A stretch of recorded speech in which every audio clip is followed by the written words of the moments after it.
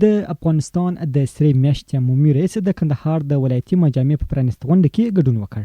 نوموړي وویل چې ولایتي مجامع له لارې غواړي چې د لیرې پرتو سیمو اوسېدونکو ته خدمات ورسوي. پر همدې مهال د دې ولایت اوسېدونکو د روغتیايي خدماتو د پراختیا غوښتنه وکړه.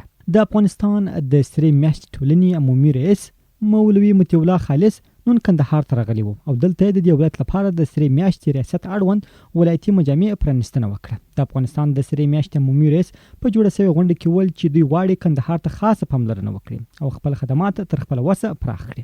نوموړي زیاته کړه چې د هېواد په کچه 102 روغتیايي مرکزونه لري چې د لارې یې د تیر کال په جریان کې د 4 میلیونو زیاتو هیوادوالو ته روغتیايي خدمات رسول شوي او تر 300 زیاتو بېوزلو وګړو ته مرستې ورکړي او ګڼ نور خدمات یې وړاندې کړي دي.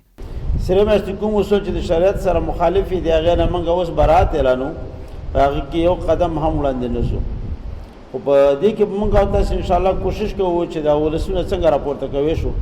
دې کې به تاسې د موږ مټ او بازو جوړېږئ او د نن په دغه مسؤلیت کې چې کوم ما ته را په غاړه شوی دی او کوم امانت دی او کوم امتحان دی، دې کې د نن نه وروسته تاسې ټول را سره شریکان یې.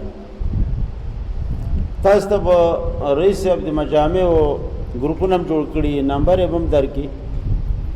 د افغانستان په هر کونج کې د قاندار په څومره لرې پراته سیمه کې چې مشکل وي تاسې د هغو سره شریکوئ. هغه ته ما ویلي دي چې زه نه جمعه لرم نه اختر نه رخصتي، چې کله په کوم ځای کې مشکل د سره شریکوئ دا به ما سره شریکوي.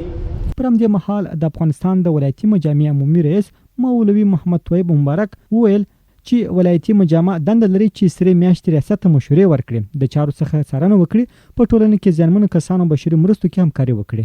چې د سرې میاشتې د تاسو په واسطه سره چې تاسو ته زحمت درکړه، یو هدف دا ده چې د سرې میاشتې په فعالیتونو او خدمتونو کې عدالت رامنځته شي، روڼتیا او شفافیت رامنځته شي او اغېزمنتیا رامنځته شي. د ولس او د سرې میاشتې شراکت او ګډون او حقدار ته رسول دا اهمیت د دې مجامعو چې حقدار ته ورسیږي او ولس او سره میاشت په ګډه کار وکړي، همکار یو د بل وي. چې نن به جوړېږي له جلسې نه وروسته به تاسو لږ له موږ سره پاتې کېږئ. تاسو د هر ولسوالۍ نه یو نفر، تاسو 5 نفره به موږ ته معرفي کوئ. دا به د کندهار د ټول ولایت مجمع وي. د ولسوالۍ مجمع به په میاشت کې یو شورا کوي په خپله ولسوالۍ کې، او د ناحیې مجمع به په میاشت کې یو شورا کوي په خپله ناحیه کې.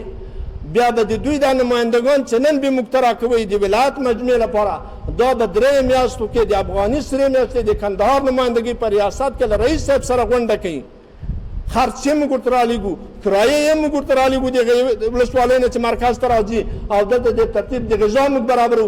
دې ته ولایتي مجمع وایي. هغه د ولسوالۍ مجمع او د ناحیې مجمع دا د ولایتي چې د هر ناحیې یو نماینده به نن راکوي، د هر ولسوالۍ یو نماینده به راکوي.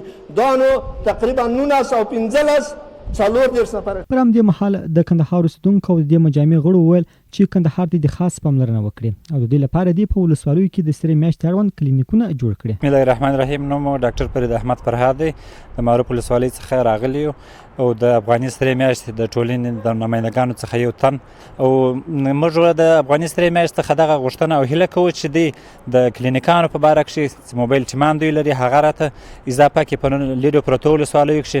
د یادونې وړ ده چې د کندهار د سرې میاشتې په ریاست کې په داسې حال کې ولایتي مجامع پرانیستل کېږي چې د دې ولایت اوسېدونکي د سرې میاشتې ریاست د فعالیتونو خوښ دي.